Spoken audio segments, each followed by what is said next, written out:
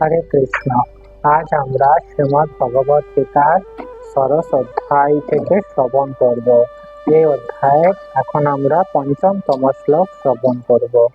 এই শ্লোকে ভগবান শ্রীকৃষ্ণ বলেছেন, দৈবী সম্পদ বিমোক্ষায় নিবদ্ধায় সুরিমতা মাসু চ সম্পদম দৈবীম অভিজাতোসি পাণ্ডব। এই শ্লোকটির অর্থ হলো দৈবী সম্পদ মুক্তির অনুকূল। অর্থাৎ পূর্ববর্তী শ্লোকগুলিতে ভগবান শ্রীকৃষ্ণ বিভিন্ন প্রকার যে দৈবী সম্পদ রয়েছে সেই সম্পর্কে বর্ণনা করেছে। আর এই সম্পদগুলি কি? এই সম্পদগুলি হচ্ছে আমাদের মুক্তি লাভের জন্য যেটি প্রয়োজন সেটি সাহায্য করে, অর্থাৎ দৈবিক সম্পদ মুক্তির অনুকূল আর আসরিক সম্পদ বন্ধনের কারণ। দৈবিক সম্পদের বিপরীত যা কিছু আছে সবই আসরিক সম্পদ, আর এই আসরিক সম্পদ হচ্ছে বন্ধনের কারণ। এই আসরিক সম্পদ আমাদেরকে জড় জগতের বন্ধনে আবদ্ধ করে রাখে। হে পাণ্ডুগণ, তুমি শোক করো না, কেননা তুমি দৈবিক সম্পদ সহ জন্মগ্রহণ করেছে। ভগবান শ্রীকৃষ্ণ অর্জুনকে বলছেন, তুমি যেহেতু দৈবিক সম্পদ নিয়ে জন্মগ্রহণ করেছো, তাই তোমার শোক করার কারণ নাই, কারণ এই দৈবিক সম্পদ অবশ্যই তোমাকে মুক্তির দিকে চালিত করবে। ভগবান শ্রীকৃষ্ণ যখন ভগবত গীতা অর্জুনকে বলেছিলেন, তখন অর্জুন বিষাদগ্রস্ত হয়েছিলেন। কুরুক্ষেত্রের যুদ্ধে অর্জুন বিষাদগ্রস্ত হয়ে গিয়েছিলেন, কোনটা করা উচিত কোনটা করা উচিত নয়।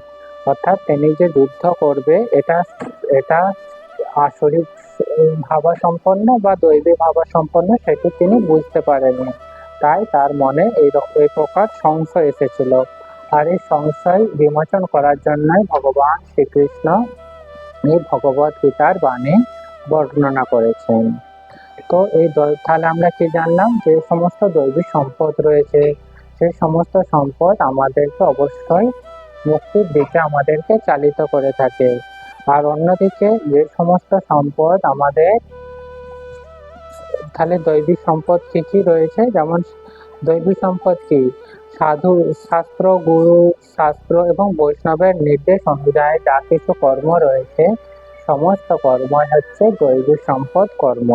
অর্থাৎ আমরা শাস্ত্রে যা কিছু বর্ণনা করা আছে সেটি যদি আমরা পালন করি, গুরুদেব এবং বৈষ্ণবগণ যে সমস্ত নির্দেশাবলী দিয়েছেন সেই সমস্ত আমাদের অবশ্যই পালন করতে হবে। আর শাস্ত্র বাদ দিয়ে যা কিছু রয়েছে সমস্ত কিছুই হচ্ছে আসরিক গুণ।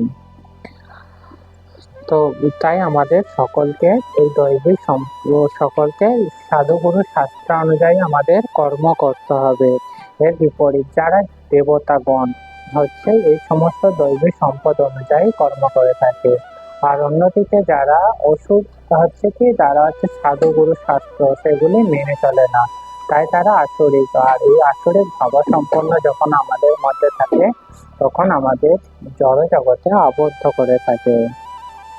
তাই পরবর্তী শ্লোকে ভগবান শ্রীকৃষ্ণ কি বলছেন?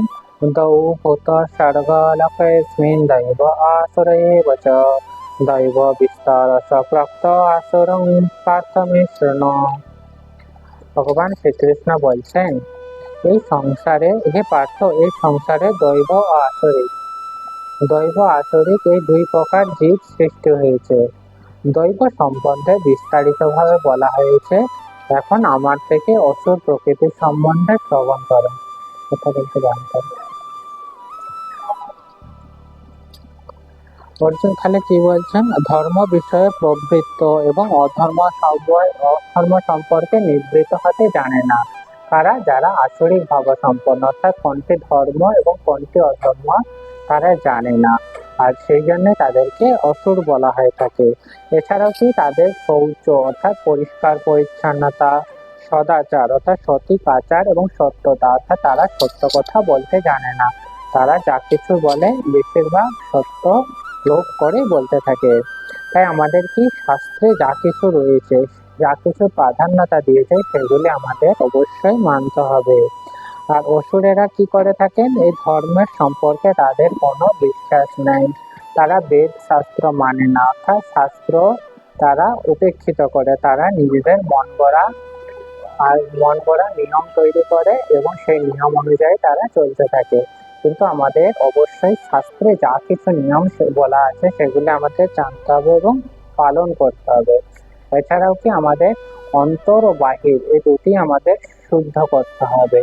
বাহির কিভাবে শুদ্ধ হয়? প্রতিদিন স্নান করা, দাঁত মাজা, পরিষ্কার বস্ত্র পরিধান করা, এগুলির মাধ্যমে আমাদের বাহ্যিক দিক শুদ্ধ হয়। ঠিক তেমনই আমরা যে হরে কৃষ্ণ মহামন্ত্র জপ করি, এটির মাধ্যমে আমাদের আভ্যন্তরীণ শুচি হয়ে থাকে। আর আমাদের বৈদিক সাহিত্য যেমন মনুসংহিতা, সেখানে হচ্ছে আমরা যে মনুষ্য জাতি, এই মনুষ্য জাতি আইন সেখানে বর্ণনা করা হয়েছে, অর্থাৎ মনুষ্য সমাজে কি করা উচিত এবং কি করা উচিত নয় সেটি মনুসংহিতাতে বর্ণনা করা আছে। আর সেই সমস্ত নিয়ম শৃঙ্খলা আরো যে সমস্ত বৈদিক সাহিত্য গ্রন্থ আছে, সেখানে যে সমস্ত নিয়ম শৃঙ্খলা আছে সেগুলি আমাদের অবশ্যই জানতে হবে এবং পালন করতে হবে। আর যখন আমরা এই সমস্ত নিয়ম শৃঙ্খলা যদি মধ্যে আমরা চলতে থাকি, তাহলে তবেই সমাজে দুঃখ দুর্দশা নাশ হবে। তো পরবর্তী শ্লোক এখন আমরা শ্রবণ করব। শ্লোক সংখ্যা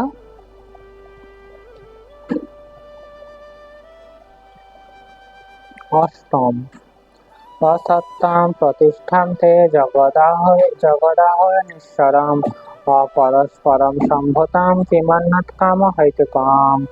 এই শ্লোকটির অর্থ হচ্ছে, আসরিক স্বভাব বিশিষ্ট ব্যক্তিরা মনে বলেন যে জগৎ মিথ্যা, অবলম্বনহীন ও ঈশ্বর শূন্য।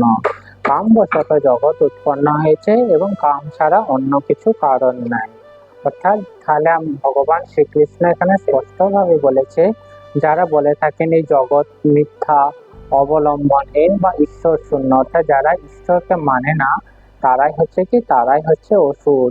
আর এই সমস্ত ব্যক্তিদের ব্যাখ্যা কি, এই জগৎ কামবশত উৎপন্ন হয়েছে এবং কাম ছাড়া আর কিছুই নয়। তারা এইরকম ব্যাখ্যা করে, তাই তারা কি জড়জাগতিক কামনা বাসনা এবং ইন্দ্রিয় তৃপ্তিতেই তারা মেতে থাকে। তারা ভগবান, যেহেতু তাদের মতে ঈশ্বর শূন্য, জগতে ঈশ্বর নাই এবং জগৎ অবলম্বনহীন এবং কোনো কারণ ছাড়াই জগৎ চলছে, এরকম ব্যাখ্যা করার কারণে তারা কি আসরিক ভাবনা সম্পন্ন এবং এই জড় জগতে তারা পুনরায় আবদ্ধ হয়ে থাকে। তাই আমাদের এই সমস্ত ভ্রান্ত ধারণা পরিবর্তন করে আমাদের শাস্ত্রে যেইভাবে ব্যাখ্যা করা আছে ভগবান এবং ভগবান সম্পর্কে যা কিছু বলা আছে এবং জগৎ সম্পর্কে নিয়মাবলী যা কিছু আছে, সেগুলি আমাদের প্রাধান্য দিতে হবে, সেগুলো আমাদের পালন করতে হবে, তাহলেই আদর্শ সমাজ ব্যবস্থা গড়ে তুলবে। তো এখানে শ্রীমদ্ ভগবত গীতার বিশ্রাম। এরপর